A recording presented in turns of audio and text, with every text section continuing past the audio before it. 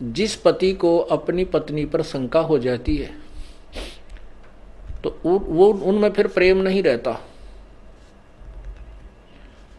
और जो पतिव्रता स्त्री है उसका पति अपने सामर्थ्य के अनुसार उसकी पूरी सुरक्षा करता है, पूरी सुविधाएं देने की चेष्टा करता है। ठीक इसी प्रकार हम आत्माएं, ठीक इसी प्रकार हम सभी आत्माएं उस एक ही परमात्मा की हैं, वो हमारा पति है, सबका मालिक है। पति मीन मालिक, स्वामी, वो हमारा पति है। और हम जब तक उसमें पतिव्रता की तरह आस्था नहीं बनाएंगे तब तक वो हमारी मदद, हमारी सहायता नहीं पूरी नहीं करेगा।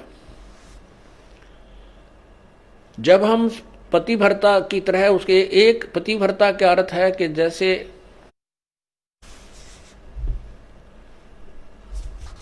अपने पति के अतिरिक्त किसी भी परपुरुष में आस्था ना हो, चाहे कोई कितना ही खूबसूरत हो, कितना ही धनी हो,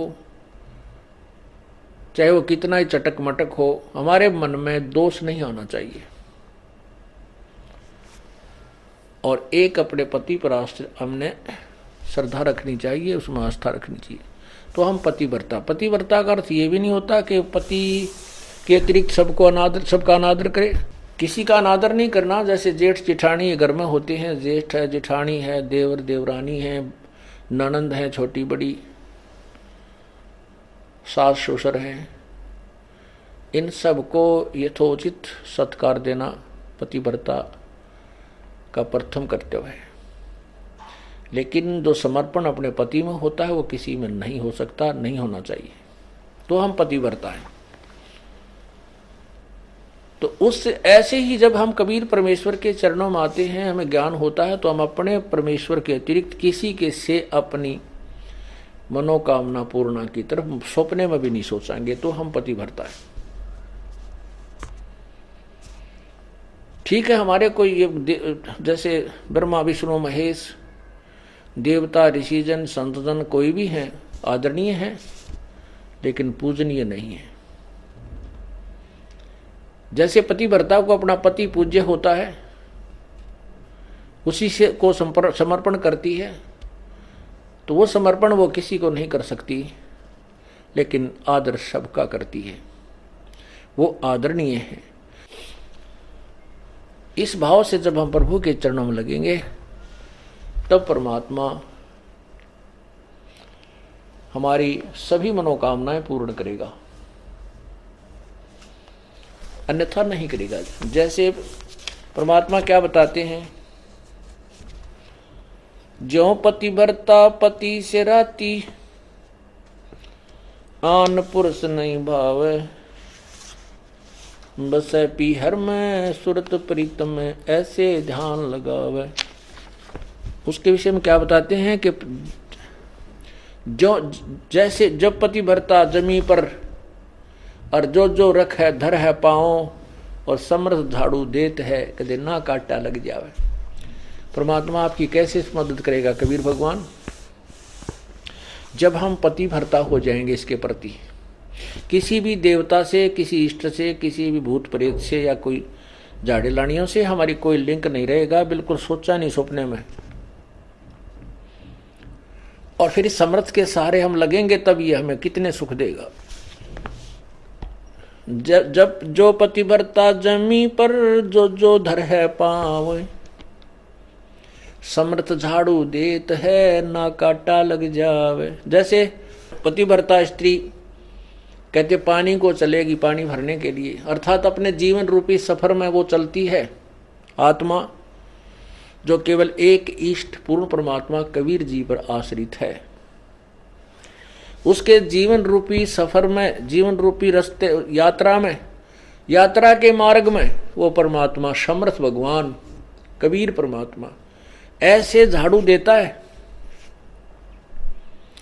झाड़ू मीन हमारे आने वाले जीवन में जो संकट हो, पाप कर्म रूपी कांटों को वो साफ करता रहता है कि कहीं मेरी आत्मा को पीड़ा ना लगे, कोई दुख ना हो जाए। अब आपको थोड़ा सा परमात्मा की महिमा सुनाते हैं, पतिव्रता कैसे होनी चाहिए, अर्थात हम प्रभु पर कैसे आश्रित हों। गरीबी सुकर्मी पतिव्रता सो आन उपावन मूल, एक पुरुष से परस है पतिव्रता समतूल। पतिव्रता का निष्कर्ष बताता हूं। आन उपावन मूल, बिल्कुल भी किसी और की पूजा नहीं करे, वो पतिव्रता आत्मा होती है। एक पुरुष, जैसे इसमें दोनों ही पहलुओं पर विवरण दिया है, जैसे स्त्री अपने ही पति एक ही पुरुष पर आश्रित रहे,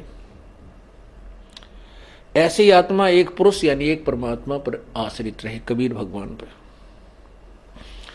पतिव्रत सुकर्मी सो जानिए, एक पुरुष से रात, निर्दाव निर्भैरता ना दूजे से बात। अपने मनोरथ पूर्णा के लिए वो किसी अन्य पुरुष से बात, किसी अन्य भगवान की इच्छा नहीं करती, वो पतिव्रता होती है। गरीबी सवाल सुखन किसको कहे, पतिव्रता सो नार, हुक्म अदूल न मेट ही सो पतिव्रता पार। देखो कितनी गहराई से बता रहे हैं, केवल यही एक लक्षण नहीं है पतिव्रता का। क्या बताते हैं कि पतिव्रता तो हो गई, अच्छी बात है, लेकिन पति कहता है वहां नहीं जाना और वो वहां अवश्य जाती है। पति कहता है ये काम नहीं करना और उसको करती है, तो वो भी पूर्ण पतिव्रता नहीं है। इसमें यही समझाना चाहे, जैसे हम संत आपको आदेश देता है गुरुदेव के बेटा चोरी नहीं करना, बीड़ी नहीं पीना, मांस नहीं खाना, सिनेमा नहीं देखना, ब्याज नहीं लेना, और आप वैसे तो कबीर परमात्मा के अतिरिक्त किसी को नहीं मान रहे हो और ये मर्यादा पालन कर नहीं रहे, तो भी आप पार नहीं हो। क्या बताते हैं, सवाल सुखन किसको कहे, पतिव्रता सो नार, हुक्म अदूल न मेट ही सो पतिव्रता पार। आदेश की उल्लंघना नहीं करती है, वो पतिव्रता ही पार होगी, वही आत्मा पार होगी। गुरु वचन निश्चय कर मन, पूरे गुरु की सेवा ठान।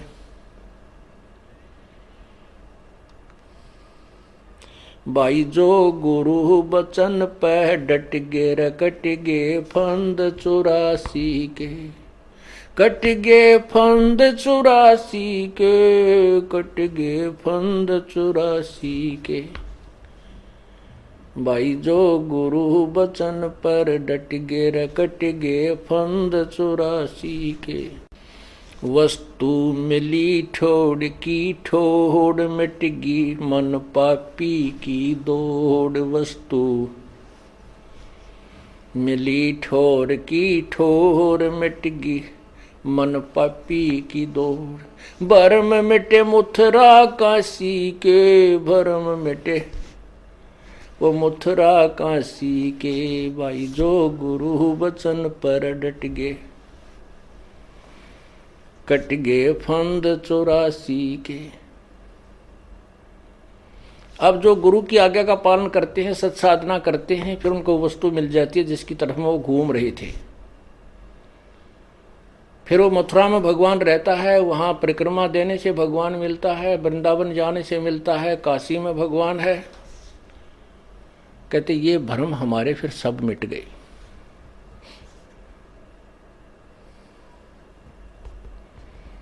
उसी के ऊपर यहां कहा है,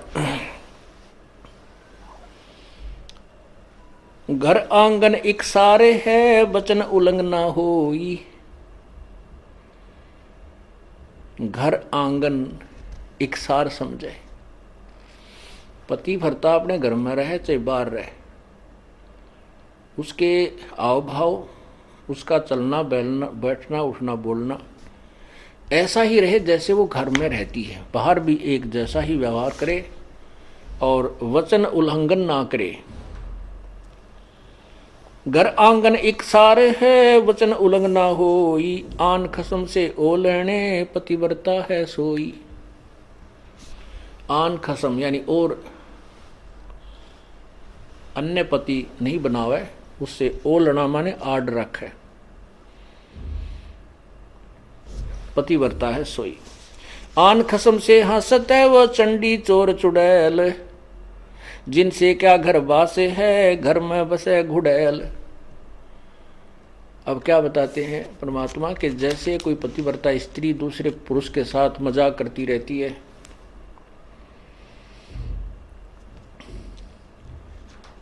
तो उससे दुर्भावना पूर्ण करती है, तो उसमें दोष है। वो कहते हैं वो तो एक भूतनी बस है घर में, और उससे क्या घर, जिनसे क्या घर बास है, घर में बसे गुड़ैल। ऐसे ही ये पतिव्रता यहाँ आत्मा की तरफ ज्यादा संकेत है। परमात्मा कहते हैं कि मुझे ऐसे ही अच्छे नहीं लगोगे यदि तुम ऊपर से तो कबीर साहब करते रहो, अब कबीर पंथी हैं, कबीर साहब के मानने वाले, अंदर से सारे ही देवताओं की पूजा करते रहते हो। आन खसम से हंसत है वो चंडी चोर चुड़ैल। परमात्मा इतने नाराज होते हैं। कहते हैं परमात्मा 100 वर्ष सतगुरु की पूजा, एक दिन आन उपासी, वो अपराधी आत्मा फिर पड़े काल की फांसी। 100 वर्ष तो ये साधना करते रहना जो हम आपको बता रहे हैं, और एक दिन अन्य पूजा कर लेना, परमात्मा कहते हैं वो अपराधी आत्मा पड़े काल की फांसी। तो ऐसी गलती क्यों करेंगे हम? तब करेंगे जब हम ज्ञान नहीं सुन पाएंगे, और ज्ञान उस दूसरे ज्ञान के लोगों से हम ज्यादा संबंध रखेंगे, तो वो हमें विचलित कर डालेंगे।